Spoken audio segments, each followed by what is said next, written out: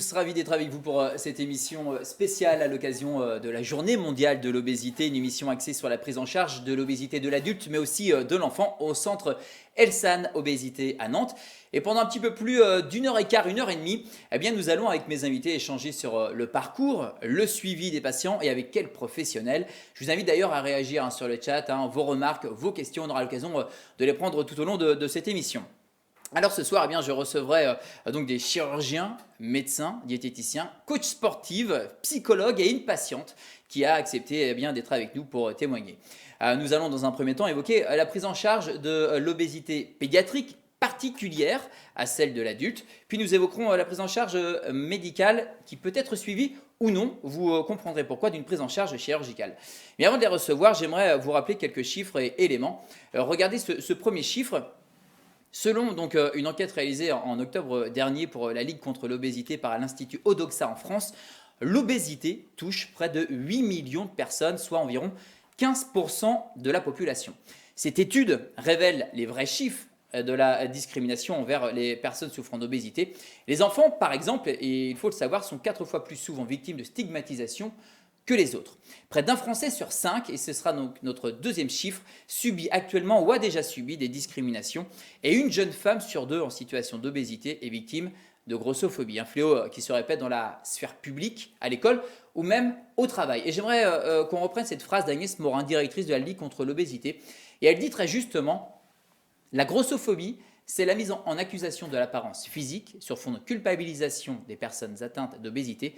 C'est le procès injuste de la corpulence. Alors, pour être très clair, ce soir, j'aimerais quand même redonner un élément majeur. L'obésité n'est pas un effet mode de vie, mais est bel et bien une maladie chronique et c'est reconnu par l'OMS. C'est pourquoi des équipes de professionnels de santé travaillent au quotidien pour vous accompagner dans votre prise en charge médicale et chirurgicale. Et pour démarrer cette émission, j'ai le plaisir de recevoir le professeur Michel Krempf, endocrinologue, diabétologue et nutritionniste. Bonsoir, professeur.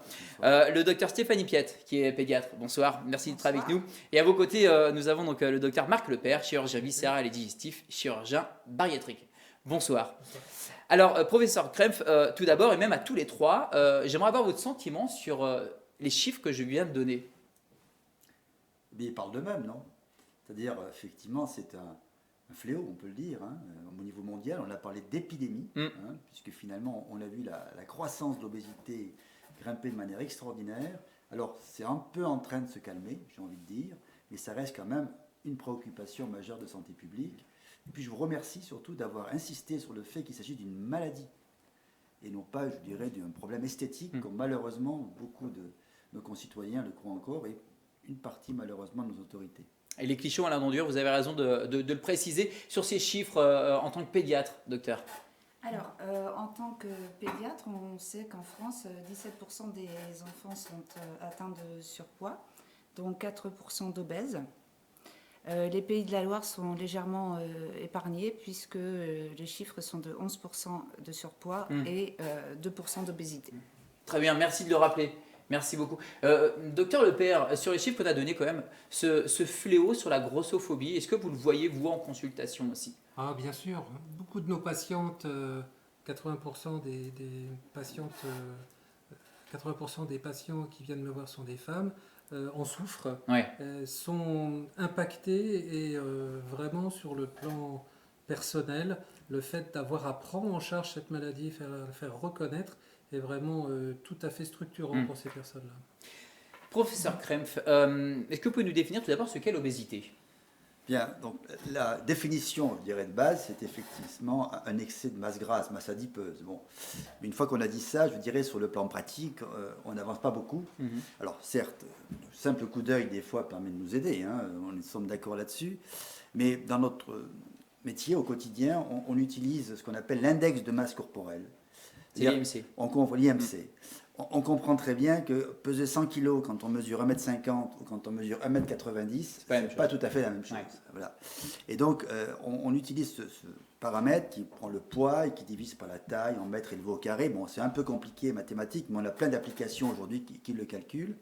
Et on considère qu'on est en surpoids en dessus de 25 à 30 de ce fameux index, et on est obèse en dessus de 30. D'accord, donc en fait c'est vraiment l'indicateur c'est l'IMC à 30. Exactement, et on sait aujourd'hui que cet IMC est parfaitement relié à la masse grasse, qui nous intéresse au départ, hein, dont je vais parler tout de suite, et deuxièmement, directement lié aux problèmes liés à l'obésité, c'est-à-dire plus il est élevé, plus on aura de complications et de problèmes de santé. Quelles sont les conséquences de l'obésité?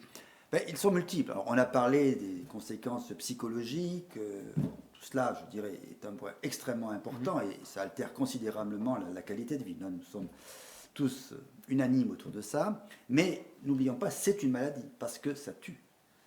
Elle tue précocement. En moyenne, disons que 10 ans de moins d'espérance de vie par rapport à un sujet de poids normal, hein, c'est très important. Et beaucoup de ce qu'on appelle de comorbidités, c'est-à-dire de maladies qui vont être associés à ça. Alors, le cardiovasculaire, bien sûr, l'hypertension, les problèmes d'artères qui se bougent, l'athérosclérose, pulmonaire aussi, des grosses difficultés à respirer, avec pour certaines patients ce qu'on appelle l'apnée du sommeil, c'est-à-dire obligé de mettre une machine pour respirer la nuit. D'autres problèmes articulaires, bien sûr, hein, puisque les articulations sont tellement surchargées par le poids que qu'elles s'altèrent, elles se usent beaucoup plus vite. Puis dernier point, le cancer aussi, il faut le dire, hein, puisque ça expose à un surrisque de cancer, notamment au niveau du sein ou du côlon. Est-ce que vous pouvez nous donner les différentes... Oui, pardon, vous voulez dire, docteur Donc, il y a Lepers? le diabète. Et j'ai oublié les complications métaboliques, effectivement. Bon, c'est pas comme si c'était sa spécialité. Voilà, et donc effectivement, les complications métaboliques, c'est-à-dire le diabète et puis les dyslipidémies. Est-ce que vous pouvez nous rappeler les différents types d'obésité? Alors, différents types, on parle d'obésité au pluriel et vous avez raison de souligner ça, parce qu'on peut avoir différentes portes d'entrée hein, dans ces différences. Le premier, c'est ce que définit l'OMS, c'est-à-dire différents grades, hein, c'est-à-dire les IMC à 30, 35, grade 1, grade 2, 30, 35, 40, et en dessous de 40, donc on va trouver aussi des classifications, on va parler d'obésité extrême, vous voyez, parce que ce sont des patients extrêmement, extrêmement forts. Ça, c'est une première approche. La deuxième approche, c'est sur la split clinique. Il y a des patients qui sont plus compliqués que d'autres, et en particulier, on compare les pommes et les poires. C'est-à-dire, si vous avez un tour de taille extrêmement important, eh bien, c'est pas la même chose que si vous avez une masse adipeuse plutôt localisée à la partie inférieure du corps. D'accord. On fait plus de problèmes de santé. Et puis, la troisième différence, je pense, c'est la génétique qui nous l'a appris. On a pensé un peu naïvement qu'on allait trouver un jour le gène de l'obésité, c'est-à-dire la cause de l'obésité, c'est-à-dire on a tous compris qu'il y avait un déterminant familial, génétique, et en fait on allait trouver le responsable. Eh bien, on ne l'a jamais trouvé depuis 30 ans de recherche. Pourquoi? Parce qu'en fait c'est multifactoriel. On ne grossit pas tous pour les mêmes raisons. Tout le monde ne grossit pas parce qu'on a pas le terrain génétique qu'il faut, et même si on l'a, il y a différentes causes qui fait qu'on doit avoir, en fonction de ça, une approche différenciée du traitement. Très bien. Docteur Piette, vous, en tant que pédiatre, est-ce qu'on peut parler d'obésité pédiatrique? On l'a évoqué il y a un instant. Ah bah oui, Et puis qu'est-ce qu'on entend par obésité pédiatrique aussi, ouais. Ah bah exactement la même chose que ce que disait le professeur Krempf. L'obésité, ça se définit par un indice de masse corporelle supérieur à 30 et le surpoids supérieur à 25. Les enfants ont un index de masse corporelle qui varie en fonction de leur âge et qui va arriver à celui qu'ils doivent avoir à l'âge adulte et se stabiliser à ce moment-là. Et on va parler avec vous dans un instant effectivement de la prise en charge pédiatrique qui est vraiment spécifique. Effectivement. Docteur Lepers, en introduction, j'ai parlé de ce fameux centre Elsan Obésité qui intervient auprès des patients atteints d'obésité. Est-ce que vous pouvez nous le présenter? Bien volontiers. Le centre Elsan Obésité est un centre qui va prendre en charge chacun des aspects de l'obésité pour chaque patient. C'est un ensemble de professionnels, médecins, infirmières, psychologues, éducateurs sportifs, kinésithérapeutes, j'en oublie certainement, et tous ces spécialistes vont prendre en charge de manière individuelle chaque patient. On a la chance d'avoir cette organisation qui va permettre une bonne coordination et une prise en charge homogène et adaptée à chaque patient. Tout ça, c'est sur Nantes, sur 2 établissements chirurgicaux qui sont la clinique Santé Atlantique et la clinique Bretéché, avec plusieurs également centres locaux où se réunissent les différents intervenants. Et quel type de prise en charge vous proposez justement aux patients? Les prises en charge sont adaptées à chaque patient. Certains parcours sont médicaux, avec évidemment une importance toute particulière pour l'analyse nutritionnelle. D'autres parcours sont chirurgicaux. Bien souvent, les parcours chirurgicaux sont indiqués, sont adaptés pour des patients qui sont en échec d'un certain nombre d'autres prises en charge. Et effectivement, depuis maintenant plus d'une vingtaine d'années, ce type de chirurgie est devenu plus qu'adulte à l'heure actuelle, et on peut proposer à chaque patient de manière absolument individualisée en fonction des différentes analyses qu'ils ont pu faire, le programme chirurgical ou non chirurgical le plus adapté à ses attentes. Vraiment et à son intéressant. résultat. Oui, bien sûr. Et des résultats, on va en parler durant cette émission. Merci, docteur Lepère, d'avoir accepté notre invitation. Alors, docteur Krupf, on vous retrouve tout à l'heure pour la prise en charge chirurgicale. Et puis, je vais garder avec moi le docteur Piette, puisque nous allons parler d'une prise en charge spécifique, c'est celle de l'enfant.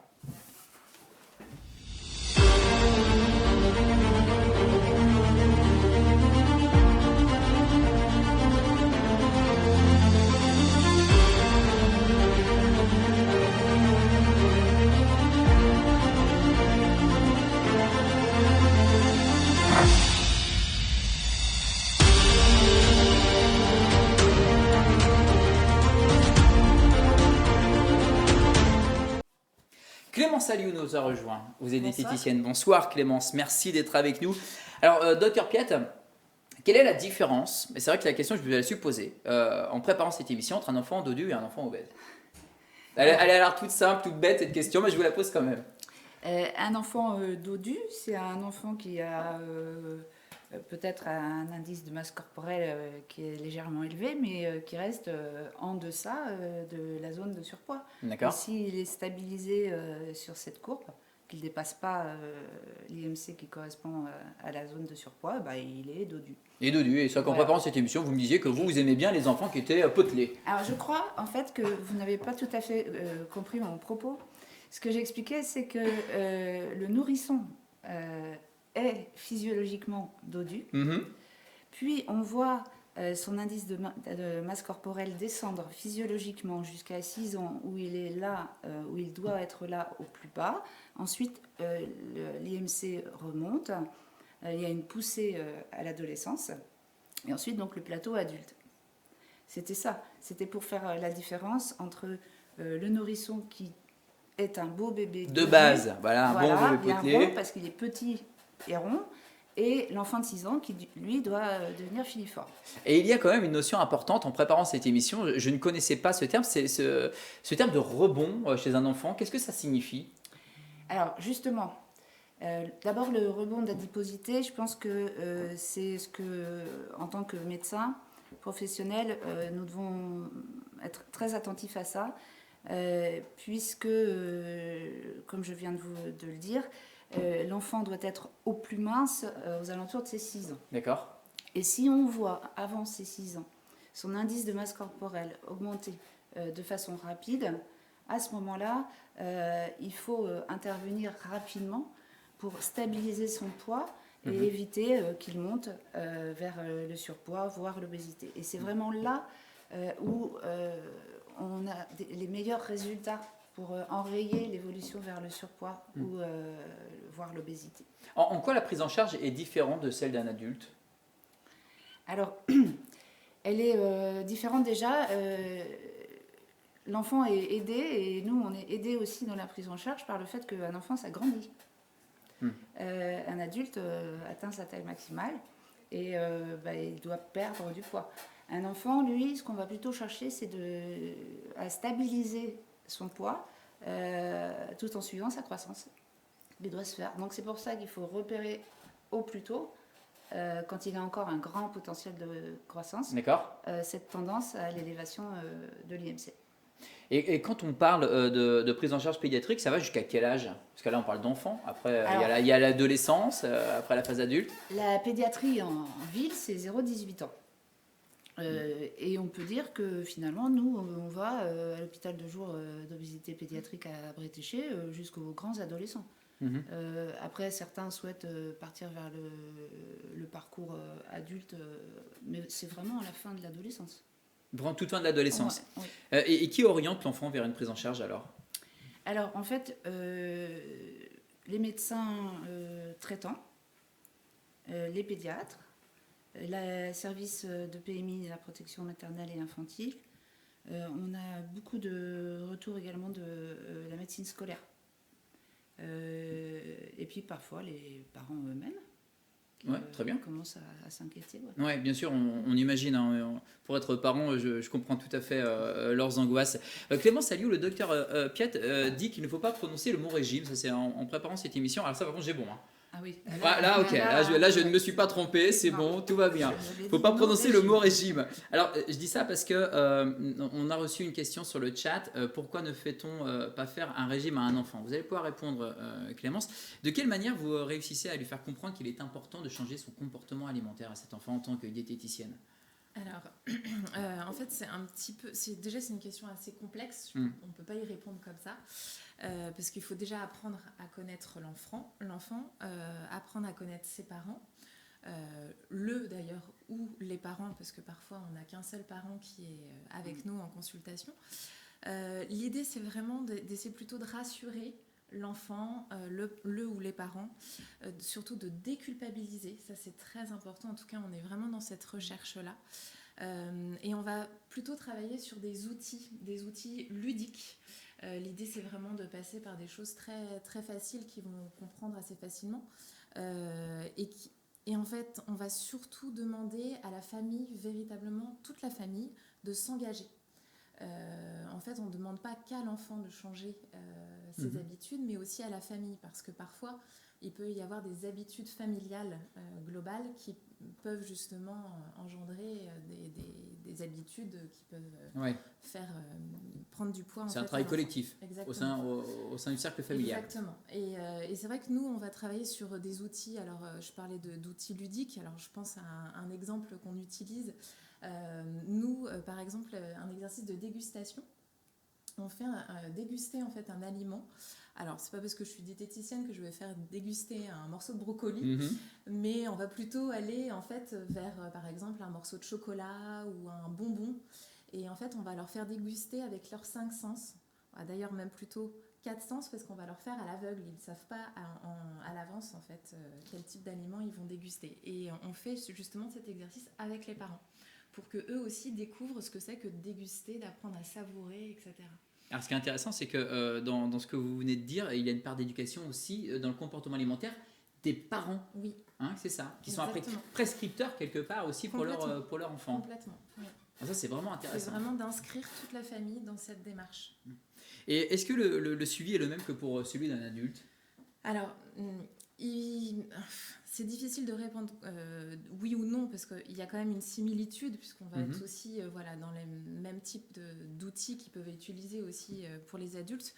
Mais alors, sachant que nous, déjà, on n'est pas vraiment dans un suivi, puisqu'on est vraiment dans un bilan, nous, à la clinique Bretéché. L'idée, c'est vraiment qu'on puisse établir, en fait, vraiment un bilan pluridisciplinaire. D'ailleurs, on travaille aussi avec beaucoup de structures extérieures, comme par exemple les EAN, MC44, le PAPS, etc. J'étais d'ailleurs cet après-midi en train de travailler avec mes collègues diététiciennes en lien avec la SRAE Nutrition pour justement travailler sur les différents outils qu'on utilise. Et pour répondre en fait à votre question, l'idée c'est vraiment, on n'est pas vraiment dans le même parcours que pour les adultes, puisque comme je le disais tout à l'heure, on va véritablement utiliser des outils beaucoup plus ludiques, passer par le jeu. Et on se rend compte aussi, c'est ce qu'on disait avec mes collègues diététiciennes cet après-midi, c'est qu'il faut de la répétition pour les enfants. Ouais. Beaucoup répéter. Plus on va répéter, et mieux ce sera. Très bien. Alors, je vous demanderai de bien parler devant les micros, devant les micros. Effectivement, on est un petit peu éloigné, mais voilà, ils gèrent en régie, il n'y a pas de souci. De quelle manière est-ce que vous accompagnez, vous, les familles au sein de l'établissement dans son parcours? Parce qu'on parle de la place des parents, là. Je crois que ce qui est important, c'est qu'on propose déjà, lors d'une matinée, une rencontre multidisciplinaire. ce qui pour une famille est difficile finalement à mettre en place, puisqu'on va avoir à la fois un médecin nutritionniste, donc nos diététiciennes, psychologues, pédiatres, une kiné tous les 15 jours. D'accord. Puis ça serait bien aussi un éducateur spécialisé, adapté au surpoids. Ouais, le message est passé. Donc, l'intérêt de cette prise en charge globale, c'est la praticité déjà qu'elle a. Puis c'est aussi le fait d'être rassuré, parce que d'être au sein d'une équipe qui a le même discours, on fonctionne vraiment beaucoup dans, je crois, le naturel, la décontraction et le propos absolument pas culpabilisant. Ouais. Voilà. Ça, c'est ce que vous avez dit, Ouais. effectivement, Clémence. Est-ce que le fait, justement, d'être dans un centre spécialisé, ça rassure les familles? Vraiment, je pense, oui. Oui. Parce qu'ils ont l'impression de pouvoir prendre le problème vraiment en son entier. Et puis ça leur fait aussi pressentir que finalement, bah oui, voir un psychologue, ça peut être important pour l'enfant, parce qu'il ne mesurait peut-être pas toute la souffrance que son obésité entraînait. Alors, il y a des questions sur le chat, on va en profiter. Est-ce que le surpoids ou l'obésité peut entraîner des problèmes de santé plus tard chez mon enfant? Rapprochez-vous bien des micros, parlez plus fort. Parce que vous avez une voix douce de Piette. Ça ne me donne pas que vous soyez pédiatre. Ouais, voilà, toute douce. ça. Il ne faut Ça pas marche que très bien. il faut pas que j'effraie les enfants. Oui, bah, si on n'arrive pas à le... Alors, à l'instant T, si on a un enfant de 7-8 ans qui est en surpoids ou en début d'obésité, il ne va pas avoir de problème de santé particulier. Mais c'est vrai que si à l'adolescence, la surcharge pondérale augmente, on va avoir des problèmes, ce que disait déjà Monsieur Kremp, on va avoir des problèmes mécaniques, on va avoir des problèmes métaboliques avec des excès de cholestérol, triglycérides, et puis les apnées du sommeil qui existent aussi déjà chez l'enfant. Ah, déjà? Oui. D'accord. Clémence, j'ai une question pour vous sur le chat. Où peut-on trouver des conseils en diététique avec les aliments qui doivent composer les repas et sur quelle quantité? Il faut consulter, il faut bien voir Clémence en fait, tout simplement. Bah, c'est un petit peu ça. C'est vrai que souvent, il peut y avoir un accompagnement par un professionnel. Alors, concernant les quantités, nous, en fait, on donne un exemple. C'est l'exemple de la main. L'idée, c'est vraiment de se rendre compte. Alors, je vous donne un exemple concret, par exemple, sur les quantités de viande. La quantité adéquate, c'est la paume de votre main. Et bien sûr, un enfant, qu'il ait 6 ans, 16 ans, ou même, si on prend la vôtre, on n'a pas la même paume de main. Donc, du coup, on ne va pas être sur les mêmes quantités. Donc ça peut être un bon moyen. Donc ça, on le retrouve facilement, les repères de la main, parce qu'on ne donne pas de grammage, nous. D'accord. Tout à l'heure, on parlait de régime. Nous, on ne donne pas du tout de grammage. On n'est pas du tout dans cette optique-là, puisqu'on n'est pas dans un régime. On est vraiment à donner des conseils pour vraiment être un peu plus serein dans son alimentation. Eh bien, merci pour vos questions sur le chat. Continuez, n'hésitez pas, on y répondra tout au long de cette émission. Merci, Dr Piette, pour votre regard clinique sur l'obésité pédiatrique et sur la manière dont vous fonctionnez justement avec l'équipe pluridisciplinaire dans le parcours de l'enfant. Clémence, vous allez rester avec moi puisqu'on va maintenant évoquer la prise en charge médicale.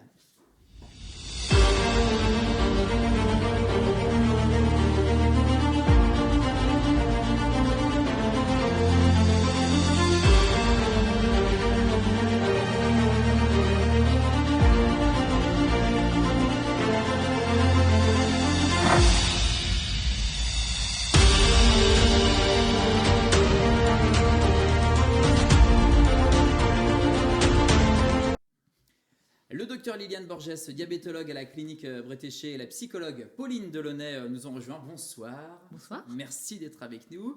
Alors avant de parler du parcours médical, ma première question est toute simple. Est-ce qu'il y a des critères pour intégrer ce parcours? Les patients éligibles au parcours médical sont les patients dont l'IMC excède 30. Le professeur Krempf en a parlé tout à l'heure. L'IMC se mesure en faisant le rapport poids sur taille au carré. Oui. On a des applications sur les téléphones, sur les smartphones qui permettent de le mesurer. Donc à partir du moment où les patients souffrent d'une obésité grade 1, ils peuvent intégrer notre parcours. Quelle est la typologie des personnes qui viennent vous voir? Et d'ailleurs, pourquoi est-ce qu'elles viennent vous voir? Alors les patientes qui viennent nous voir ou les patients sont essentiellement des femmes, sont des patients qui ont déjà un long parcours, qui ont déjà été suivis par des diététiciennes, des psychologues, des médecins nutritionnistes, qui ont une prise en charge individuelle. Nous, on leur propose une prise en charge pluridisciplinaire avec un accueil plutôt bienveillant. Dans un cadre assez sympathique, différent dans la mesure où on va tenir compte de l'ensemble des déterminants de l'obésité. D'accord. Ah oui, donc c'est très précis. Hein. C'est Bravo. un parcours individualisé, personnalisé. Ah, lorsque le patient arrive dans votre service de médecine ambulatoire, de quelle manière est-ce qu'il est pris en charge? Et vous pouvez vous adresser aux gens qui vous regardent à la caméra. Hein. Alors, les patients sont accueillis par l'aide-soignante du service et l'infirmière, conduits jusqu'à une chambre. Pour l'instant, on pratique essentiellement une prise en charge individuelle, isolée, en raison du Covid, sans quoi on fait également des ateliers. Et on va procéder à 6 ateliers pendant tout le parcours. On va déterminer un petit peu avec le patient quelles sont les causes de son surpoids, de son obésité, quelles sont les conséquences de cette maladie et comment on va pouvoir les aider pour lutter contre cette maladie chronique. Ouais. Quelles sont les étapes du parcours du patient, in fine? Donc en clair, on a 6 ateliers, des ateliers au décours desquels ils vont voir la diététicienne, la psychologue, le kiné, le médecin nutritionniste et moi-même. En l'occurrence, je suis diabétologue endocrinologue. On va donc prendre le patient dans sa totalité et pouvoir parler des déterminants de l'obésité, des règles hygiéno-diététiques, de l'activité physique. On va essayer de comprendre quelles sont les causes de ce surpoids. Clémence, c'est quoi votre objectif, vous, en tant que diététicienne? Alors, au sein du parcours médical, alors c'est un petit peu la même chose que pour la pédiatrie, dans le sens où notre objectif, c'est vraiment d'atteindre, entre guillemets, une alimentation plus sereine. C'est vraiment notre objectif principal, parce qu'on est vraiment aussi dans une société où on est avec cette volonté de perdre du poids rapidement. On pense aussi d'ailleurs, on associe la perte de poids à quelque chose de très simple, dans le sens où en fait on pense qu'il faut juste manger équilibré, avoir de l'activité physique et obligatoirement on va perdre du poids, sauf que c'est beaucoup plus complexe que ça. C'est un petit peu ce qui a été évoqué au préalable, c'est-à-dire qu'il va y avoir pas mal de maladies, de pathologies, il peut y avoir des problèmes de sommeil, il peut y avoir aussi des problèmes hormonaux, il peut y avoir en fait tout le côté émotionnel qui va aussi être vu par ma collègue. En fait, on parle de maladies chroniques, ça c'est vraiment important. Ouais, on l'a rappelé effectivement. Voilà, et on rend compte aussi que les régimes, ça je le dis haut et fort, les régimes ne fonctionnent pas. On rend vraiment compte que perdre du poids trop rapidement, en tout cas dans le cadre médical, ça peut pas fonctionner et ça ne fonctionne pas, en tout cas sur du long terme. On reprend obligatoirement du poids. C'est l'effet yo-yo dont on parle souvent. Il y a l'effet yo-yo dont on parle souvent, c'est ça? Exactement, l'effet yo-yo. Et il faut vraiment travailler sur le fond.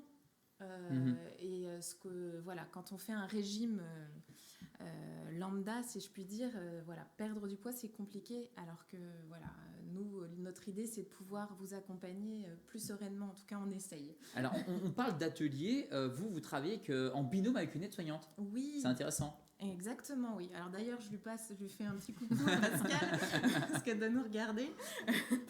Alors, je travaille en binôme avec elle, on fait plusieurs ateliers, on travaille même en trinôme, pardon. Avec Pauline. Avec Pauline aussi. Et en fait, on fait plusieurs ateliers. L'idée, c'est vraiment qu'on soit plusieurs à accompagner les patients. En fait, on va évoquer... ce qui montre aussi qu'on est vraiment une équipe où on va vraiment travailler main dans la main. On va travailler on va essayer avec beaucoup de bienveillance et de respect pour le patient. Et on va travailler sur plein de choses différentes. On va travailler sur les croyances alimentaires, en tout cas me concernant, sur les sensations alimentaires, sur le lien émotion-alimentation aussi. Et puis le lien avec le sommeil et l'alimentation. Donc en fait, on va évoquer beaucoup de choses dans ces ateliers, et être en binôme, c'est une force. Et en trinôme justement avec Pauline, puisque vous êtes psychologue, de quelle façon vous accompagnez les patients? Qu'est-ce qui se dit pendant vos séances? En fonction du parcours qu'ils choisissent, que ce soit en individuel ou en groupe, on va pas forcément travailler avec les mêmes outils. Après, pour moi, le plus important, c'est vraiment de s'adapter en fait à chaque patient, parce que ils n'ont pas tous le même vécu. Voilà, l'obésité, le surpoids, c'est pas que le poids sur la balance, hein. Bien souvent, il y a aussi tout un parcours derrière. Donc l'idée, c'est aussi déjà dans un premier temps de se rencontrer avec le patient. Je pense que c'est une première étape, et puis d'évaluer un petit peu sa demande en fait, hein, voir un peu avec quoi il arrive, avec quel bagage aussi voilà, il arrive. Ça va être important de travailler sur les objectifs, les motivations du patient, travailler aussi autour de l'histoire du poids en fait, de tout ce que ça comporte. Alors quand je dis histoire du poids, c'est tous les événements, tous les déterminants qui ont pu avoir un rôle en fait, hein, dans leur prise de poids successives. L'idée, c'est vraiment de prendre le temps avec le patient, d'analyser un petit peu ensemble cette problématique aussi, voir aussi le sens que le patient peut mettre, hein, autour de cette question du poids, parce que, encore une fois, chacun vit les choses vraiment différemment. On va travailler aussi avec les patients beaucoup, hein, autour de la question des comportements alimentaires, la question voilà, de l'alimentation émotionnelle, hein, parce que voilà, on emploie souvent le terme, en tout cas, manger ses émotions, hein, mais l'idée, c'est un petit peu que les patients puissent comprendre aussi ce qui les pousse parfois à certains comportements alimentaires. Voilà, je pense que le plus important, en tout cas moi, la façon dont je travaille, c'est vraiment en m'adaptant à la temporalité de chaque patient aussi. Mais qu'est-ce qui revient le plus en séance ? Est-ce que c'est la mésestime de soi ? C'est l'image qu'on renvoie ? C'est quoi ? Ça dépend vraiment de chaque patient en fait, hein. C'est vraiment un espace libre. Il n'y a pas forcément de thématiques voilà, qui reviennent, mais effectivement, on peut accueillir aussi toute cette question, hein, des problématiques de confiance en soi, des complexes. Voilà, moi je trouve important aussi de rappeler aux patients que l'obésité, ça les définit pas. Ça définit pas la personne. Voilà, il y a aussi plein d'autres choses à découvrir chez ces personnes-là. Donc c'est aussi travailler un petit peu autour de tous ces freins, toutes ces croyances qu'ils peuvent avoir et qui bien souvent peuvent être un petit peu voilà, handicapantes, hein, dans leur vie. Voilà, souvent dans les questions qui reviennent souvent, c'est aussi parfois les difficultés qu'ils peuvent rencontrer en fait pendant le parcours. Voilà, pour certains patients, c'est un peu long, c'est compliqué de ne pas avoir de résultats immédiats non plus. Donc c'est toujours voilà, les accompagner dans cette temporalité. Alors on parle de famille. Les familles sont souvent impliquées. Et il y a une question qui vient d'arriver sur le chat. Je me permets de vous la poser parce que je la trouve plutôt intéressante. C'est comment raisonner mon frère de 25 ans qui fait 130 kilos de se faire opérer, ou en tout cas déjà de démarrer un parcours médical. Est-ce que ça vous arrive d'avoir ce type de demande ? Parce qu'en fait, j'imagine que c'est voilà, il veut prendre soin de lui, il fait attention à lui, voilà. Je pense que c'est très compliqué d'agir pour l'autre. Je pense qu'il faut vraiment que ce soit pour la question d'une chirurgie ou même d'un accompagnement sur le plan médical. Il faut vraiment que ça vienne de la personne en fait, que ce soit une demande de sa part. C'est plus compliqué, voilà, d'agir pour l'autre, hein, même si évidemment derrière tout ça il y a beaucoup de bienveillance et de bonne volonté. Bien sûr. Mais voilà, on peut beaucoup d'amour de la part des familles pour les proches. Mmh. Donc j'y viens donc à cette question, c'est la place du patient. Quel rôle joue-t-il dans ce parcours ? Le patient est acteur. On est là pour l'accompagner, pour essayer de cibler un petit peu quelles sont ses failles, quelles sont ses difficultés, pourquoi il a été en échec, si on peut parler d'échec jusqu'à présent, puisque en fait son souhait initial c'est de perdre du poids, mais il doit s'investir dans sa prise en charge. Et on ne doit pas lui imposer des choses. Si on lui impose des choses, il va pas les suivre. Donc on l'accompagne, on le guide, et puis lui, s'il est prêt, peut avancer dans la prise en charge de sa maladie. S'il est prêt. S'il est prêt. Comment est-ce que vous pourriez décrire ce parcours ? Un parcours bienveillant, pluridisciplinaire, c'est un début, ça n'est pas une fin. On va passer aux questions du chat, mais j'aimerais quand même que vous posiez cette question pour les personnes qui nous regardent, avant même de passer aux questions du chat, pour les personnes qui nous regardent, qu'est-ce qu'elles doivent retenir de cette prise en charge médicale selon vous ? Moi j'ai entendu beaucoup de bienveillance, d'équipes pluridisciplinaires, d'accompagnement. complètement. En fait, on est vraiment dans le non-jugement, dans le respect de la personne. En tout cas, là aussi, on essaie, dans la bienveillance. Et comme l'a dit le docteur Borges, l'idée, c'est vraiment d'être dans l'accompagnement. Les personnes vont vraiment être acteurs de leur parcours. On leur demande d'ailleurs de s'engager, ça c'est important. Et surtout, ce qu'il faut retenir, c'est un petit peu comme la pédiatrie, pas de régime et pas de baguette magique, quoi. Donc, très bien. Et juste question, donc par rapport à ce suivi, quel est le rôle du médecin traitant ? Le médecin traitant est le médecin qui, en général, nous adresse les patients ou d'autres professionnels de santé. Il intervient à chaque étape. Il reçoit un courrier à la suite de chaque consultation, chaque journée. Et parfois, on l'interroge sur des pathologies associées à l'obésité et sur la prise en charge globale du patient. Et c'est lui aussi qui va nous dire s'il émet un accord pour la poursuite de la prise en charge du patient, parce que nous, on va un peu le lâcher, entre guillemets, après ces 6 sessions. Il prend le relais ou on l'oriente vers d'autres confrères. Et est-ce qu'il vous arrive déjà, des fois, de retrouver un patient que vous avez déjà suivi pour un autre parcours, par exemple ?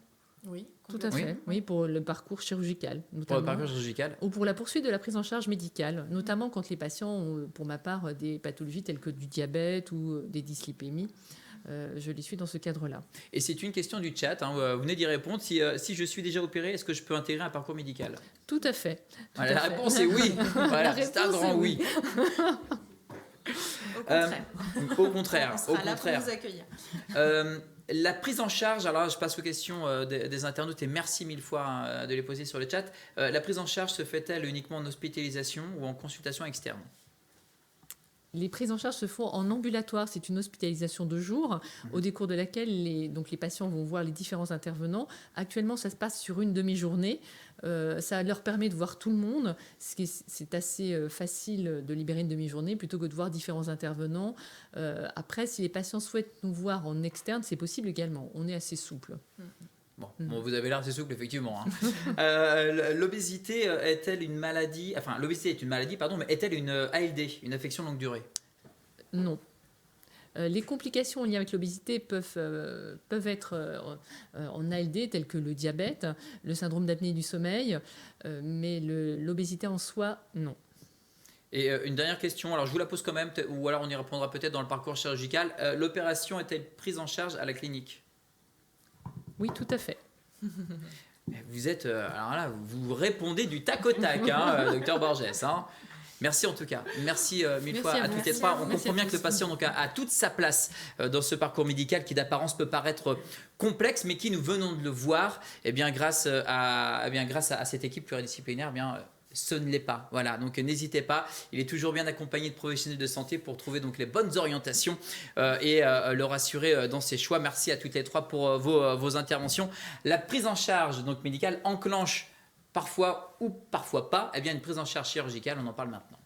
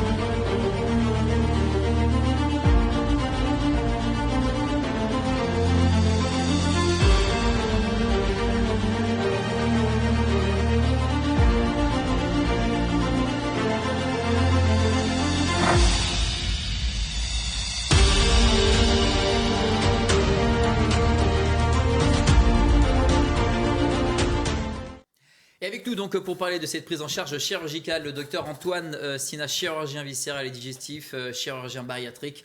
Bonsoir, docteur Sina, le docteur Georges Spiliopoulos, chirurgien viscéral et digestif et chirurgien aussi bariatrique. Bonsoir, merci d'être avec nous. Nous retrouvons le professeur Michel Krempf, endocrinologue, diabétologue et nutritionniste. Et puis Anne-Gaëlle Courouble, qui est psychologue. Bonsoir Anne-Gaëlle. Bonsoir à tous les quatre. C'est d'ailleurs, parce que quand je parle de prise en charge chirurgicale, on peut parler d'un parcours médico-chirurgical. On va commencer avec vous, docteur Sina. Qui peut bénéficier d'une chirurgie tout d'abord ? Alors, tout d'abord, avant de parler qui peut bénéficier d'une chirurgie, il faut savoir est-ce que la chirurgie est efficace ou pas. Je commencerai le débat par dire un petit mot d'ouverture. Eh ben, la réponse à la question est certainement oui. La chirurgie de l'obésité est efficace, ça a fait ses preuves depuis longtemps. Alors, elle aide à améliorer la qualité de vie des personnes qui souffrent de ce problème chronique. Elle aide également à réduire les complications qui sont inhérentes à l'obésité. Et c'est des patients qui regagnent leur estime en soi sur le plan professionnel, la confiance en eux et tout ça. Alors, est-ce que tout le monde peut en bénéficier, si c'est la question ? Oui. Eh ben, il faut que la personne soit éligible à une prise en charge chirurgicale suivant son indice de masse corporelle qui a été cité. Alors, c'est la formule qui est faite sur la base du poids divisé par la taille au mètre carré. Alors, ce sont des personnes déjà adultes à partir de l'âge de 18 ans et jusqu'à l'âge de 60 ans d'après les recommandations de la Haute Autorité de Santé de 2009. On peut pousser parfois les indications jusqu'à 65, voire 70 ans au cas par cas. Ça se discute en réunion de concertation pluridisciplinaire.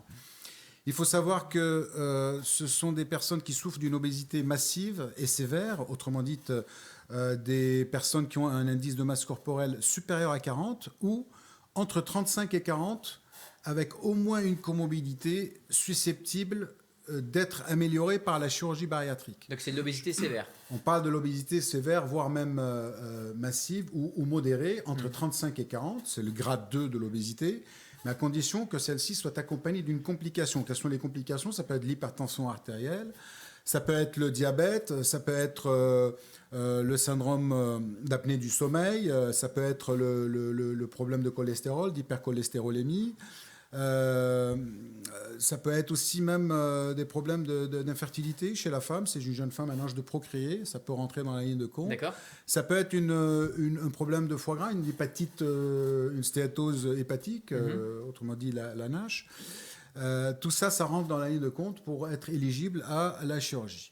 Enfin, il ne faut pas qu'il y ait de contre-indications à la chirurgie non plus, qu'elle soit d'ordre chirurgical ou anesthésique. Des personnes, par exemple, dépendantes à l'alcool, il faut pouvoir arriver à un stade pour les sevrer, pour pouvoir arriver. Les toxicomanes, par exemple, tout le monde n'est pas éligible à la chirurgie. Il faut qu'on rentre vraiment dans les critères très spécifiques et très réglementés quand même. On imagine. On ne peut pas dériver. Docteur Spiliopoulos, est-ce qu'il existe justement plusieurs types de chirurgie ? Bien sûr. Il existe plusieurs types de chirurgie qui s'adressent à chaque patient selon ses besoins par rapport à l'IMC et à ses comorbidités. En gros, il y a deux types de chirurgie.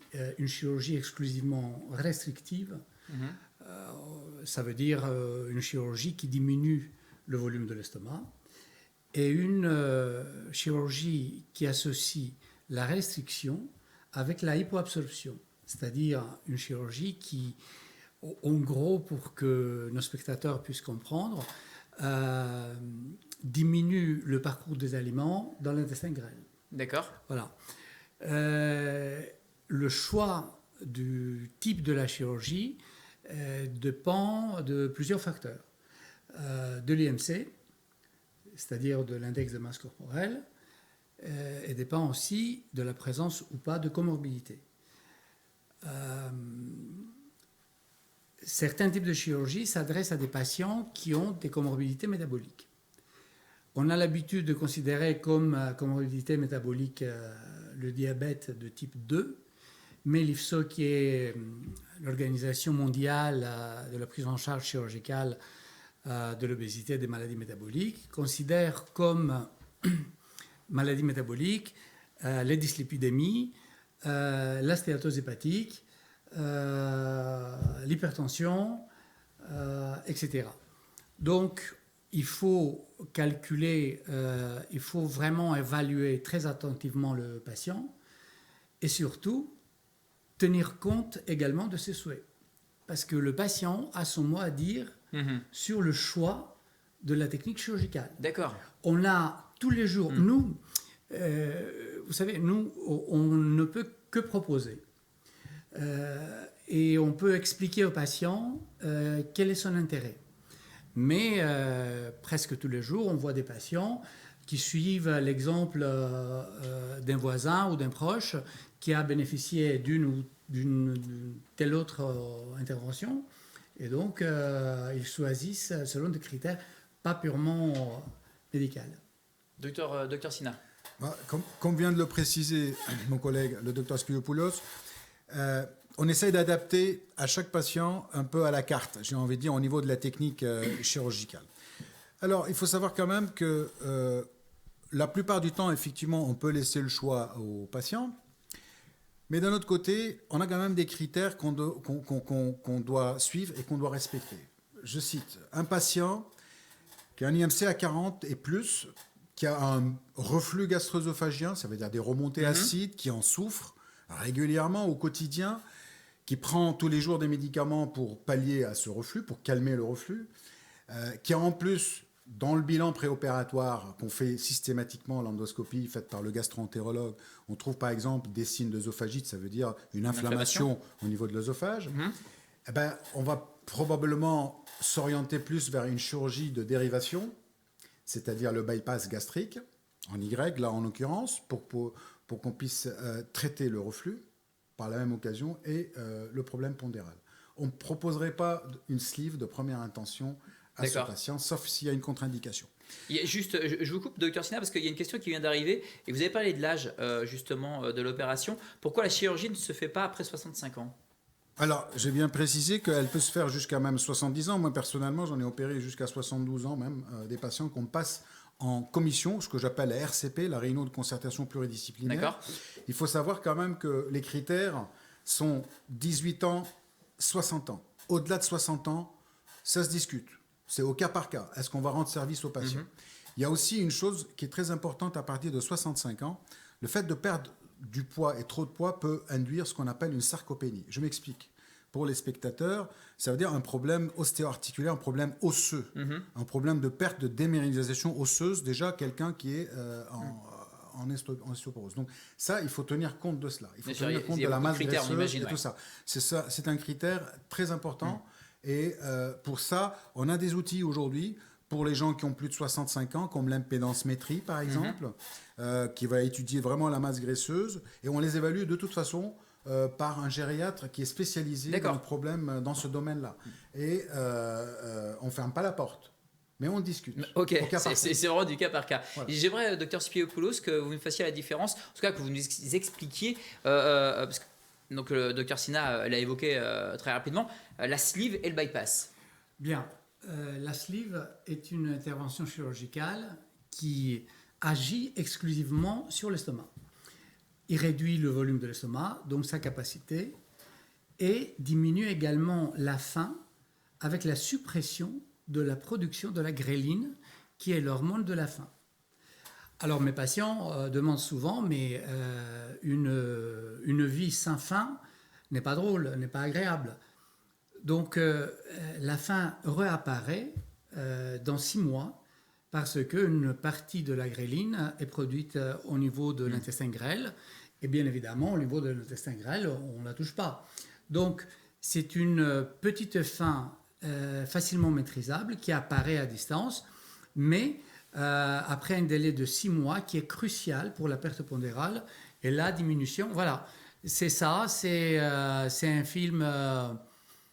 voilà, on a vu un extrait, effectivement, justement, on va la remettre.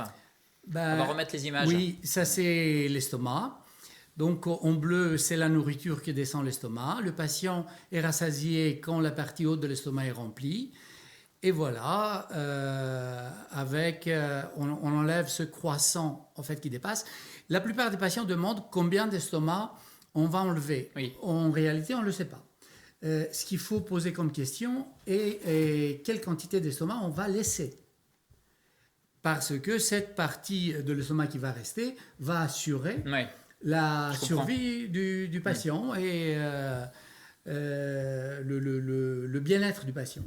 Et concernant le bypass? Le bypass, en plus de la restriction gastrique, qui se fait sur un modèle un tout petit peu différent, oui, les spectateurs peuvent voir les images, agit également sur l'intestin grêle. Sur l'intestin grêle, c'est-à-dire on fait une déviation, on n'enlève rien du corps du patient. Le corps du patient reste intègre. Mais on fait une déviation qui est censée éviter le passage des aliments du duodénum, c'est-à-dire de la première partie de l'intestin grêle. Eh bien, ça a été démontré qu'en évitant le passage des aliments par le duodénum, il y a une pléthore d'événements hormonaux qui se succèdent, qui font que, à part la perte pondérale, il y a une rémission des maladies métaboliques qui est assez rapide et qui ne passe pas forcément par la perte pondérale. Donc, dans la chirurgie de restriction, on a la perte pondérale et le traitement des comorbidités. Dans les maladies de dérivation, dites maladies également métaboliques, on a le traitement des comorbidités qui est suivi par la perte pondérale. Alors ça, c'est vraiment intéressant. C'est très intéressant. De voir la différence entre la sleeve et le bypass. Alors, on parle de la prise en charge chirurgicale. Professeur Krempf, quelles vont être les étapes du parcours du patient? Bien, ces étapes, elles sont extrêmement codifiées aujourd'hui dont on a déjà parlé plusieurs fois, c'est de la Haute Autorité de Santé. Des recommandations ont été produites et je dirais tout ce parcours, toutes les étapes doivent être extrêmement cochées. Parce que si ce n'est pas le cas, eh bien, il y a un risque de refus de prise en charge par la caisse d'assurance maladie. Je crois que c'est ça dont on parle, d'une part, et d'autre part, parce que c'est un gain de sécurité et surtout d'efficacité, parce qu'un parcours réussi et bien conduit eh bien, permet un succès à long terme de l'intervention. Il faut qu'on ait en tête quand même que quand tout cela est un peu bâclé, eh bien, on a à peu près un tiers des patients qui peuvent rechuter après l'opération. Donc, toute l'importance de ce parcours, qu'on divise en 3 étapes. D'accord.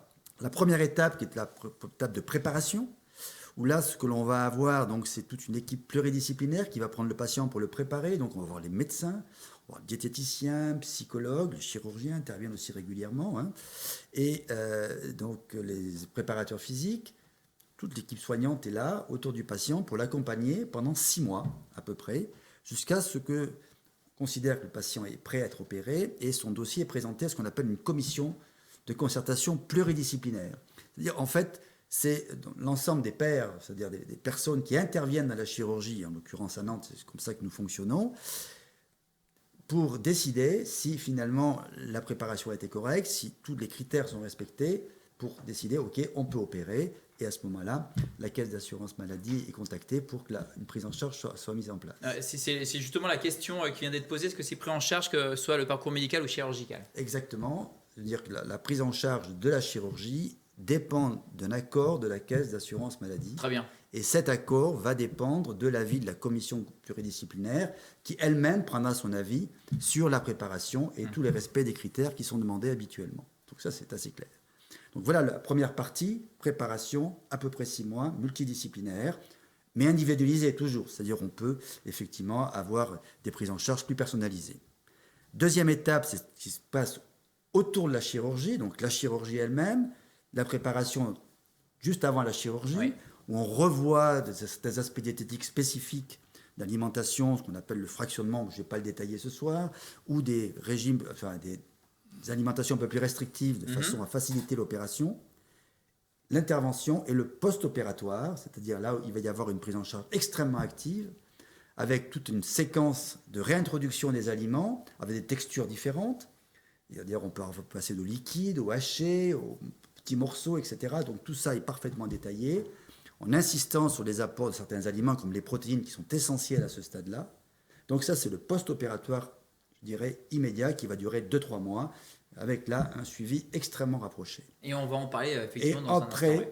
la troisième étape, on arrive dans le parcours plus long terme, où là, finalement, on arrive donc dans la phase de consolidation du résultat, où on va accompagner le patient pendant plusieurs années, de manière très active généralement la première année, ils sont vus plusieurs fois, 3-4 fois, hein, je dirais à peu près, et puis ensuite on va passer une phase de, je dirais, plus de croisière, où on aura là des séquences de consultation moins fréquentes, accompagné toujours par l'équipe pluridisciplinaire, c'est-à-dire on aura les médecins, les psychologues, les chirurgiens, donc je pense on a oublié, la diététicienne bien sûr, voilà, et donc l'animateur physique également, hein, potentiellement, et donc cette équipe-là va, avec le renfort des médecins généralistes aussi, qui sont essentiels dans cette histoire, pouvoir assurer un suivi de qualité et surtout prévenir les rechutes, puisque c'est une de nos principales préoccupations.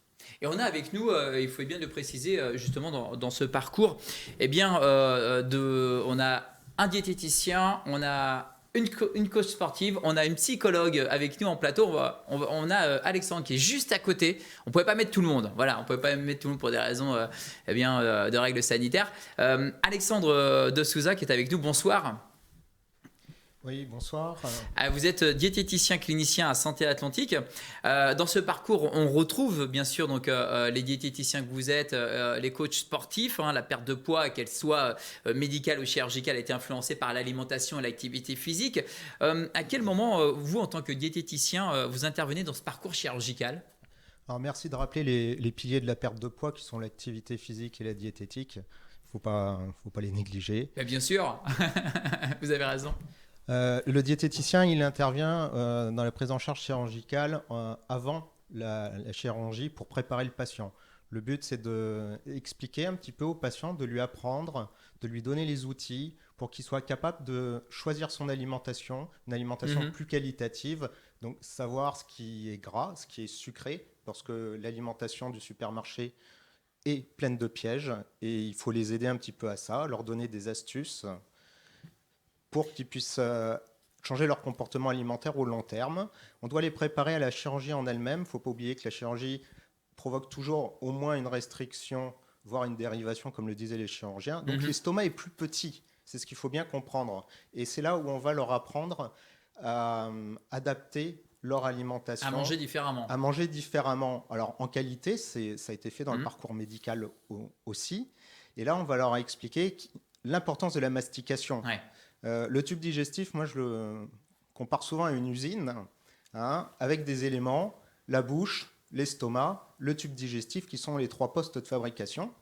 Et s'il y a une feignasse dans l'usine, ça fabrique pas bien. Et c'est le deuxième qui va devoir rattraper, l'estomac.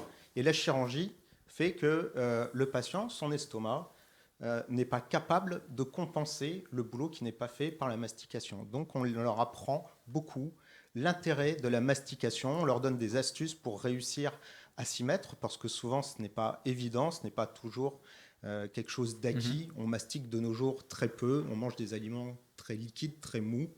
Donc on va travailler là-dessus avec les patients pour qu'ils puissent, après l'opération, faire en sorte que ça se passe bien. Et comme le disait le professeur Krempf, on va les accompagner après la chirurgie au long cours, parce qu'on ne peut pas juste expliquer 2-3 trucs au patient pour le préparer pour les semaines à venir et qu'après il se débrouille. Il a besoin d'être accompagné tout au long de son parcours, les premières semaines pour la réalimentation, les différentes phases, liquides, mixés, jusqu'à l'alimentation normale. Et on va transformer le patient de gourmand en gourmet, en fait. Et c'est là c'est une bonne formule. La formule est véridique.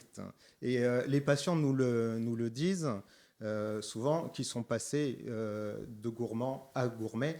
Et ça prend du sens après. On leur en parle beaucoup avant. Ils le comprennent après, grâce à la préparation. Et quand on les revoit dans la durée, 6 mois, 1 an après, et tout le reste de leur vie normalement, ils nous expliquent qu'enfin ils ont compris, ça y est, ils ont vu ce que ça donnait grâce à la chirurgie.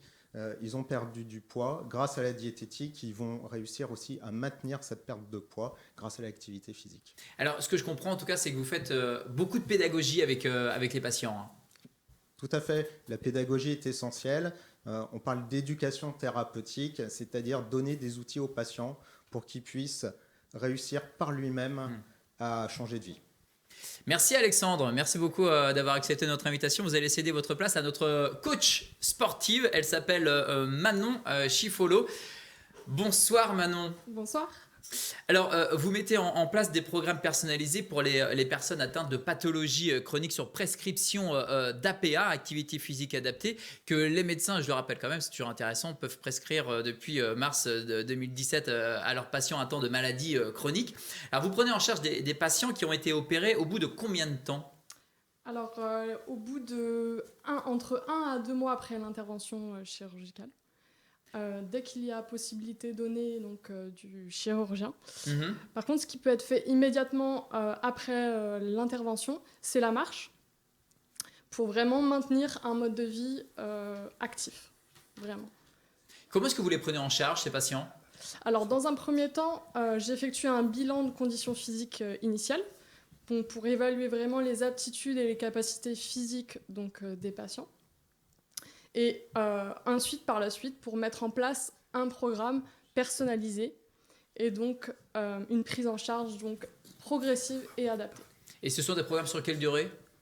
Ce sont des programmes qui durent en général 3 à 4 mois, avec des séances d'1 à 2 séances par semaine environ, et des exercices à refaire entre les séances, si possible, et avec un suivi, bien sûr, quelques mois après le programme. Et quel type d'activité vous faites avec eux ? C'est vraiment du cas par cas ?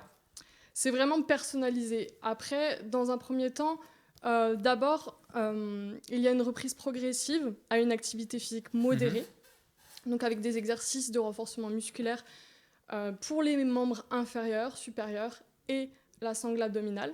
Donc pour la sangle abdominale, il faut faire attention dans les premières semaines vraiment après l'intervention, vraiment de ne pas exercer une pression abdominale.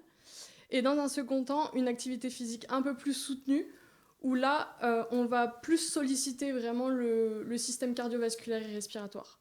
Vraiment, l'intérêt de l'activité physique, c'est de limiter la fonte de masse musculaire pour favoriser la perte de masse grasse, justement, et donc, l'activité physique, pour qu'elle soit efficace, il faut qu'elle soit vraiment progressive, variée, régulière et en complément, comme l'a dit Alexandre, d'une alimentation adaptée. Est-ce que ça vous arrive de retrouver des patients que vous avez accompagnés juste après une opération ? Oui. Vous les retrouvez 1 an, 2 ans, 3 ans après ? Oui, ça arrive que des patients reviennent me voir. Et pourquoi reviennent-ils ? Alors, c'est vrai que souvent, c'est un manque de motivation. Une volonté vraiment d'être régulier, et des fois c'est compliqué. Il y a le passage vraiment de l'accompagnement à l'autonomie complète qui peut être difficile chez certains patients, et du coup c'est vrai qu'il faut vraiment que les patients puissent trouver leur activité physique et vraiment leur façon de la pratiquer pour que ça rentre vraiment dans leur mode de vie. Merci Manon. Merci d'avoir accepté cette invitation ici en direct pour cette émission spéciale à l'occasion de la journée mondiale de l'obésité. Alors, la part de psychologie est essentielle dans ce parcours. On parle d'équipes pluridisciplinaires. On ne peut pas citer tout le monde, mais en tout cas, la part de psychologie est essentielle dans ce parcours. Avec vous, Anne-Gaëlle Courouble, vous avez créé une structure qui s'appelle Bariateam, qui est spécialisée dans la chirurgie de l'obésité.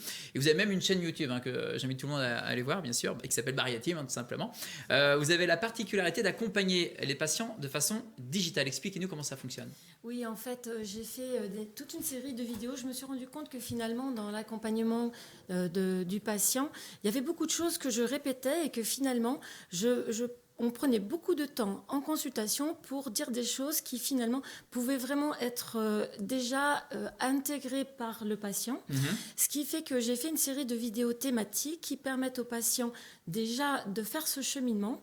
Ce qui fait que lorsqu'il arrive au moment des consultations individuelles, on va vraiment à l'essentiel, on va vraiment se focaliser sur sa situation individuelle, personnelle, et donc être beaucoup plus efficace dans cette préparation. Parce que le patient qui veut perdre du poids, il comprend très facilement que c'est nécessaire d'aller voir une diététicienne, un coach sportif, il va voir le chirurgien, mais il se pose vraiment la question de qu'est-ce qu'il fait chez un psychologue pour perdre du poids. Et en fait, en l'amenant comme ça à se questionner, à s'interpeller, eh bien, le patient est beaucoup plus réceptif au travail qu'on peut faire avec lui.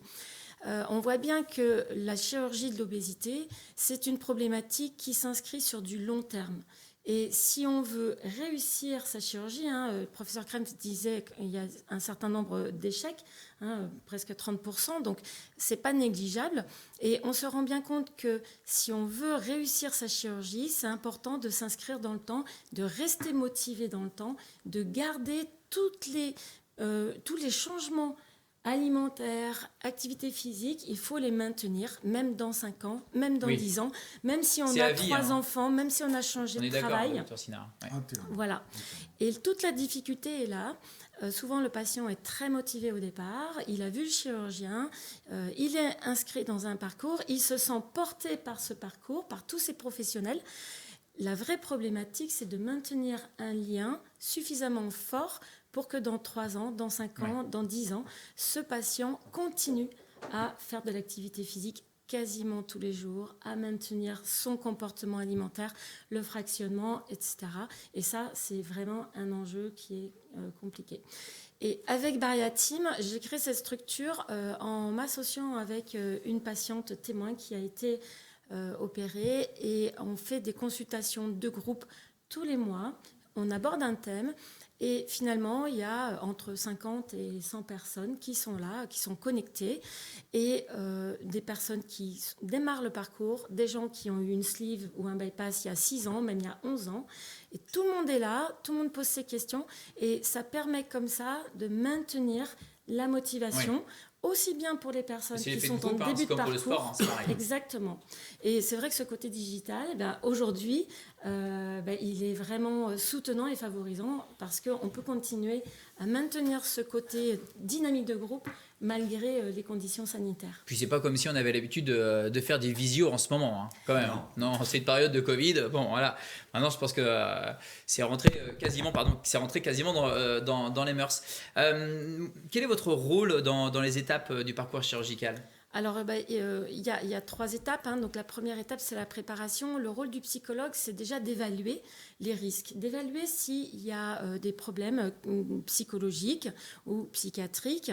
Dans ce cas, moi, si je détecte quelque chose de psychiatrique, je l'oriente vers un psychiatre, de façon à s'assurer que le patient va être opérer dans les meilleures conditions possibles. On parlait tout à l'heure d'alcoolisme, d'addiction à l'alcool. Effectivement, si quelqu'un est très grand consommateur de tabac ou d'alcool, eh bien, il va falloir l'aider à résoudre ça avant d'être opéré. Donc ça, c'est le premier point. Ensuite, on va être dans l'accompagnement. Moi, ce qui me paraît important, c'est que le patient ait une véritable connaissance de ce qu'il attend ensuite, qu'il ait vraiment conscience que c'est lui le pilote, et que c'est pas le chirurgien, c'est pas la psy, c'est pas le diététicien, ni le... même si nous, on a tous un rôle à jouer auprès de lui, c'est lui qui doit être engagé à 300%. Et donc, ça va être de l'aider à s'engager et à maintenir cette motivation. On va vraiment travailler sur l'engagement et la motivation. Bien entendu, on recherche aussi, on rebalaye toute l'histoire du poids, comprendre ce qui fait que la personne en est là aujourd'hui, et comprendre tout ce qui va faire qu'il va pouvoir maintenir ça dans la durée. Ça, c'est la préparation. Il y a au moment de l'intervention, souvent, il y a des angoisses. Oui. Un stress dans les jours qui précèdent. Il est absolument pas rare qu'on me passe un coup de fil la veille ou l'avant-veille de l'intervention en me disant « je veux tout arrêter ». Donc là, on reprend un peu les choses, on reprend justement le travail sur la motivation qu'on a fait jusqu'à présent, de façon à rappeler à la personne pourquoi est-ce qu'elle s'est inscrite dans ce parcours-là. Et puis ensuite, la partie, je dirais, la plus importante, c'est le suivi. C'est vraiment accompagner la personne dans sa transformation.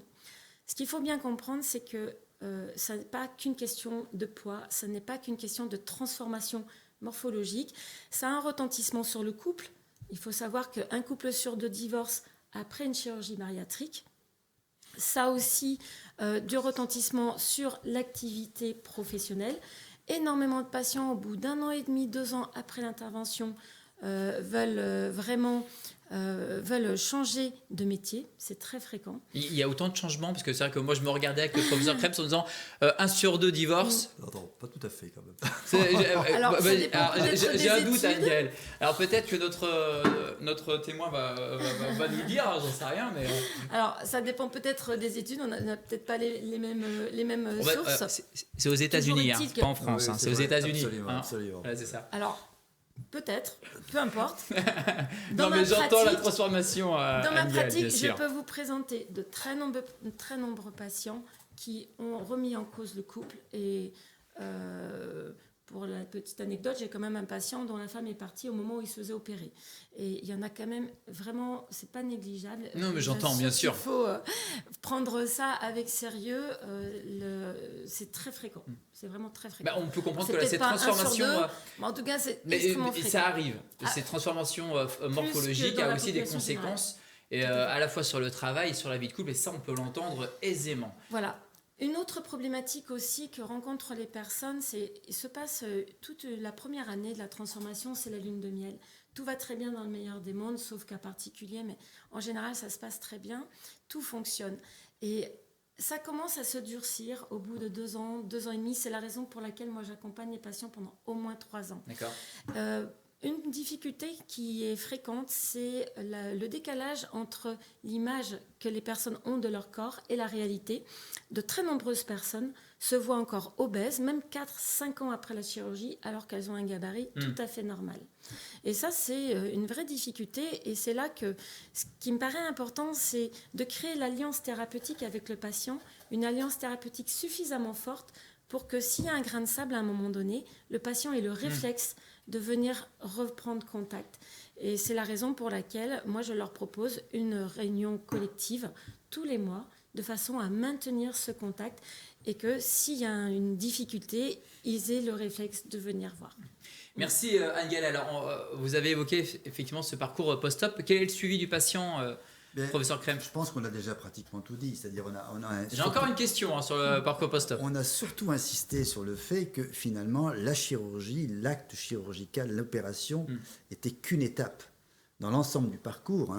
Le pré, on a beaucoup insisté. J'ai peut-être pas suffisamment insisté sur ce qu'on appelle le bilan des comorbidités. Vous savez, il faut aller voir le cardiologue, le pneumologue pour voir si c'est un apnée du sommeil, le psychologue, donc on en a parlé maintenant, et puis également le gastro-entérologue. Vous voyez, bon, ça c'est le début. L'opération et le suivi, et là, tout se joue là.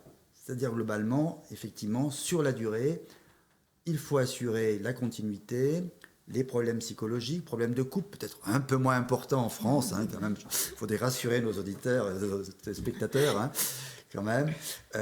Mais effectivement, c'est un grand bouleversement dans la vie de beaucoup de patients, et ça, je crois qu'il faut vraiment avoir ça en tête.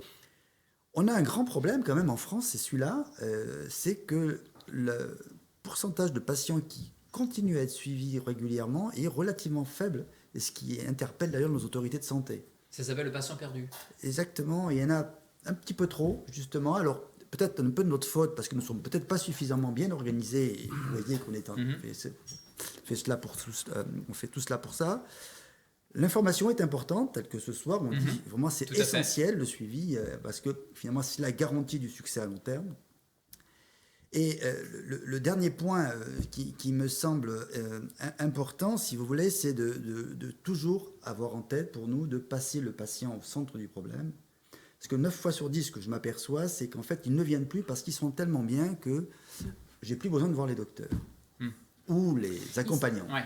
Et là, c'est là où 1 an, 2 ans, 3 ans après, ils reviennent en disant « finalement, j'ai loupé ». Donc, notre rôle aujourd'hui, c'est certainement de leur dire « oui, vous êtes central dans l'histoire, mais attention, les écueils sont là et on vous les pointe et surtout, n'oubliez pas. » Après une grande perte de poids, j'imagine qu'il y a une prise en charge de chirurgie réparatrice. Absolument.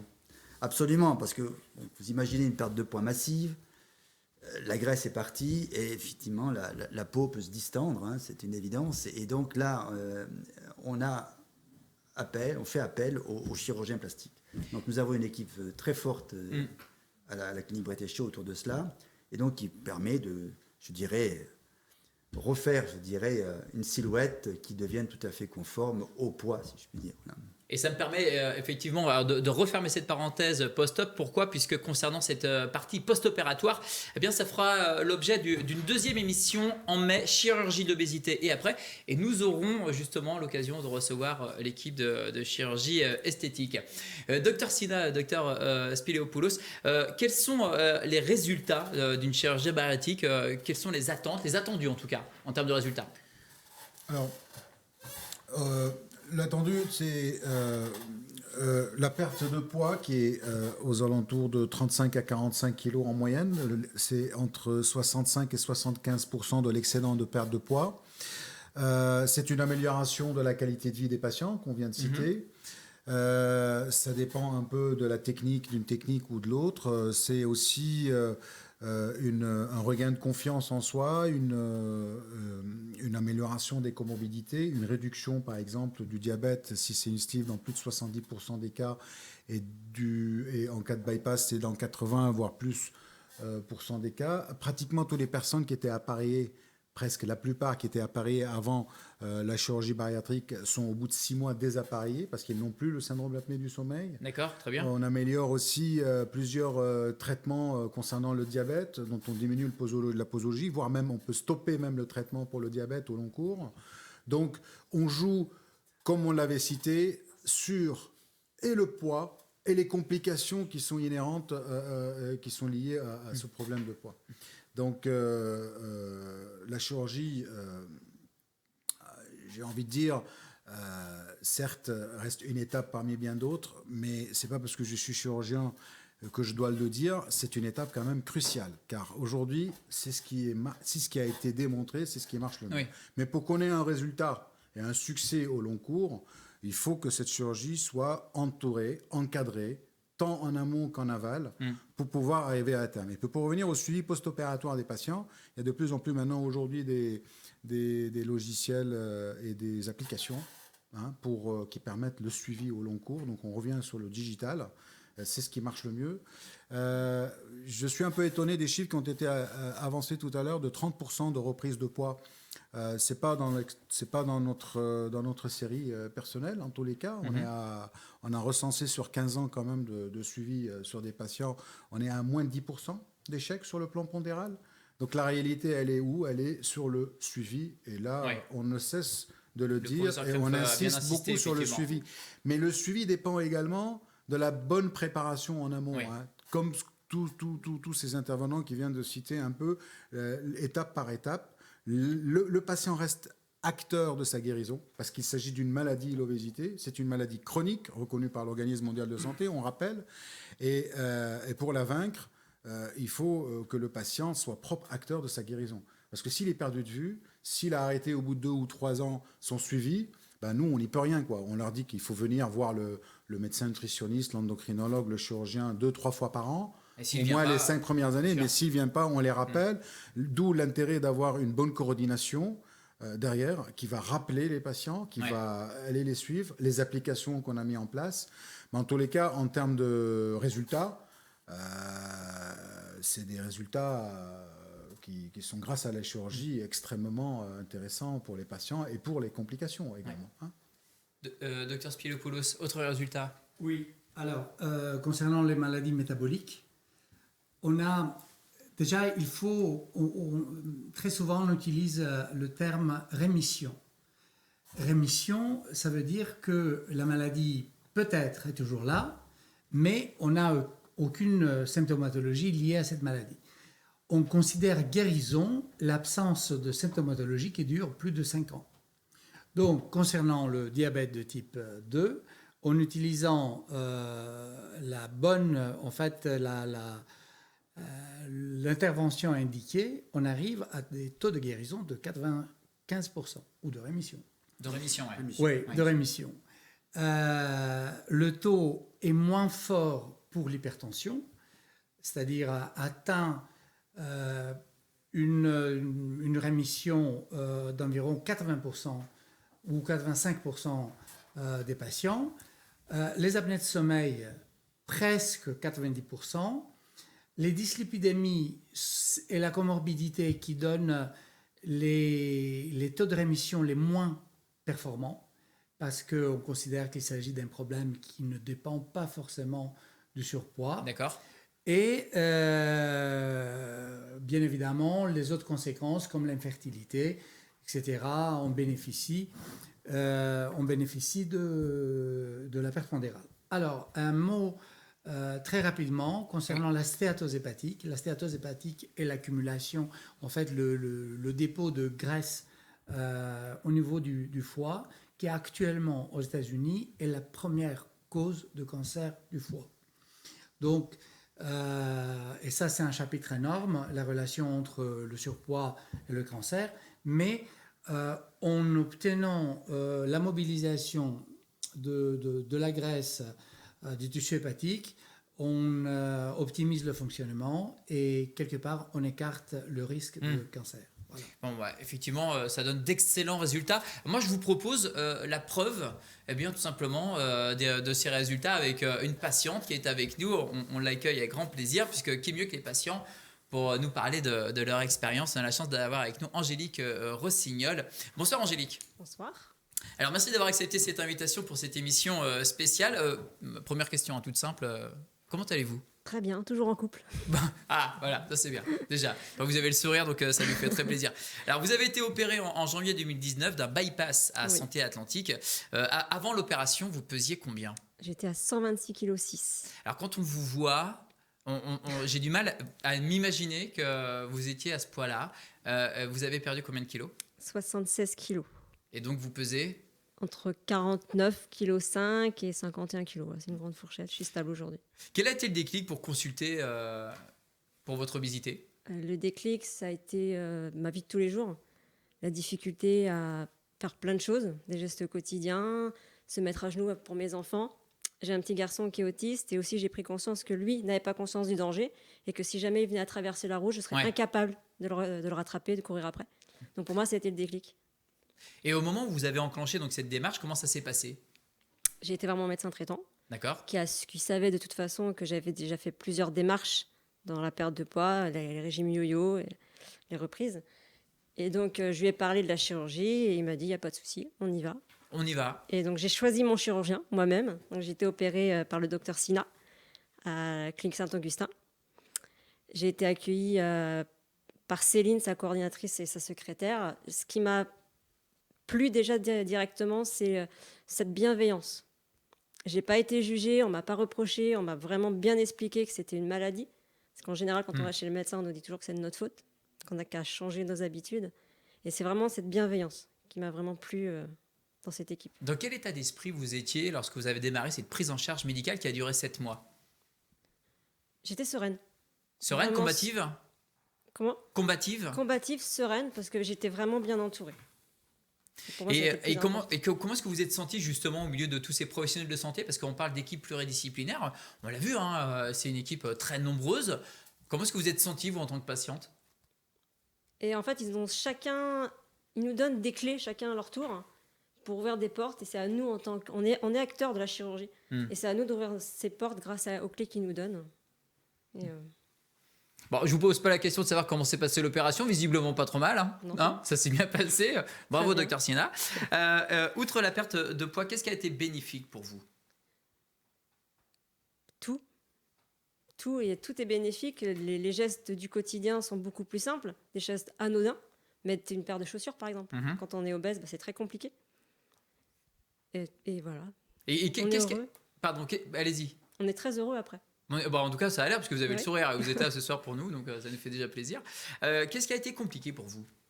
Alors pour moi, ce qui a été compliqué, c'est la perte de poids massive et rapide.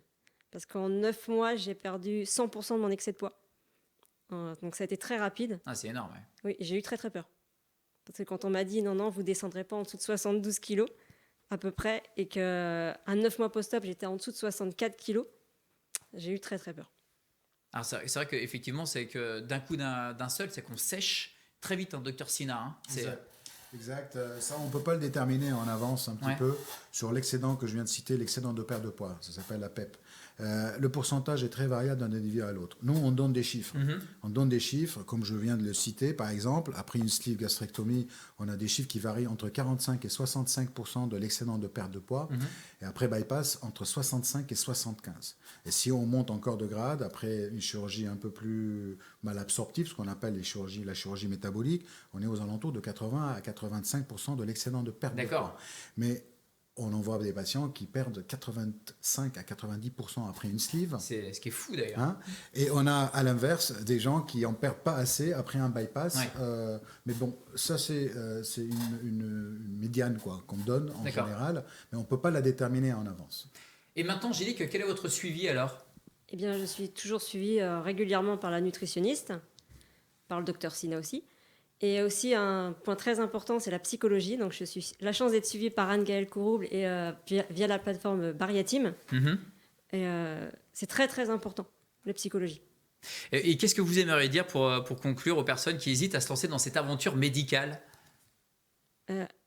À partir du moment où on est motivé, la chirurgie, c'est pas une baguette magique. Il faut vraiment le savoir. Il faut être prêt et bien soutenu par sa famille et aussi par l'équipe et se sentir à l'aise dans l'équipe. On est une grande famille en fait. Une grande famille. C'est ça. Merci Angélique, merci mille fois d'être venue sur ce plateau pour cette émission spéciale à l'occasion, je vous le rappelle, de cette journée mondiale de l'obésité. Et j'ai envie de vous dire, portez-vous bien pour la suite, le meilleur pour la suite. Et surtout, n'oubliez pas, le suivi, c'est important. On compte sur vous. Alors, on va se donner 5 minutes avant de conclure. Alors, je ne vais pas vous le cacher, j'ai énormément de questions sur le chat. J'ai énormément de questions. Je ne pourrais pas toutes les citer. On va tâcher d'y répondre. Alors, vraiment, il va falloir répondre en 2 phrases. Là, mais regardez, je ne vais pas vous mentir parce que je reçois les questions sur mon téléphone.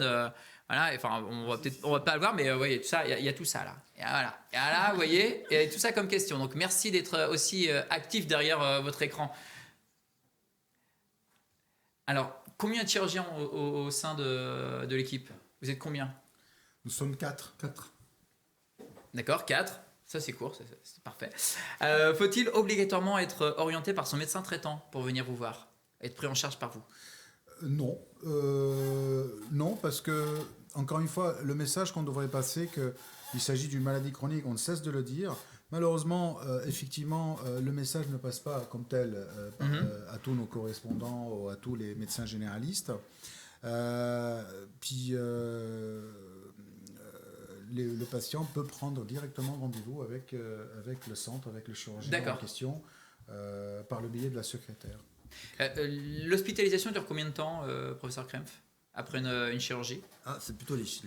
ok, très bien. Les chirurgiens. Docteur Spilopoulos, pardon. L'hospitalisation, en général, pour une sleeve, dure de 24 ou 48 heures, mais on peut préconiser une chirurgie ambulatoire. Pour le bypass, personnellement, je suis plus réticent à laisser partir le patient au bout de 24 heures. En général, c'est 48 heures de permanence à l'hôpital. Et oui. J'aimerais juste rebondir que nous, au niveau du centre, on a mis en place une équipe d'infirmières qui sont formées à un protocole spécifique pour la prise en charge post-opératoire à domicile.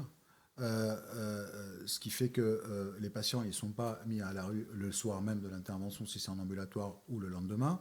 Ils sont accompagnés, ils sont suivis, ils sont reperfusés à domicile si besoin.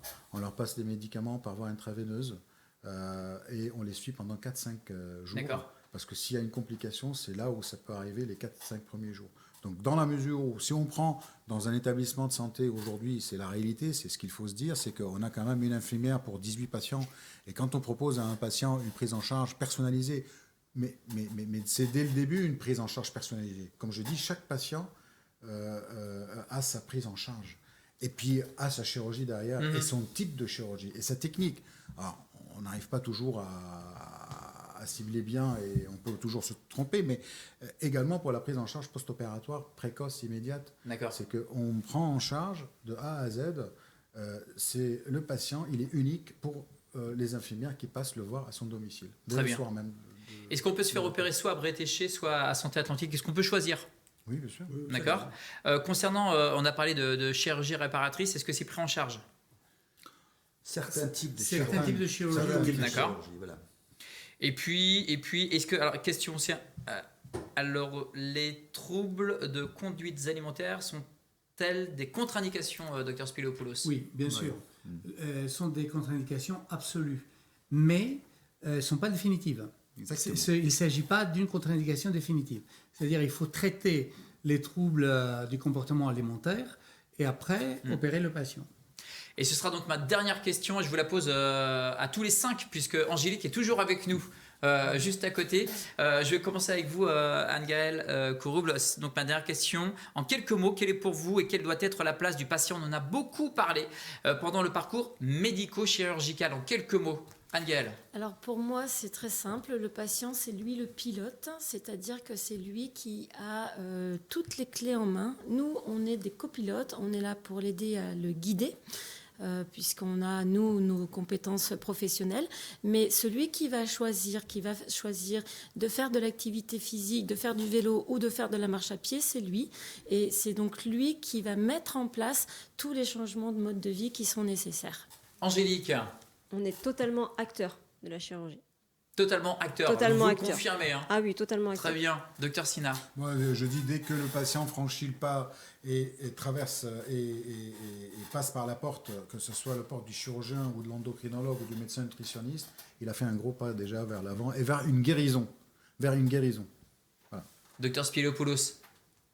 Tout effort est un challenge. Donc je pense que tout patient qui décide de se faire opérer ou qui hésite, on considère très favorablement les patients hésitants parce qu'il faut franchir le pas étant absolument convaincu et conscient des conséquences sur le plan de changement de vie, de changement de l'aspect physique et de changement en bien de l'état de santé. Professeur Krempf, pour terminer. Évidemment, il est central. Hein. La place du patient, elle est centrale, c'est une évidence.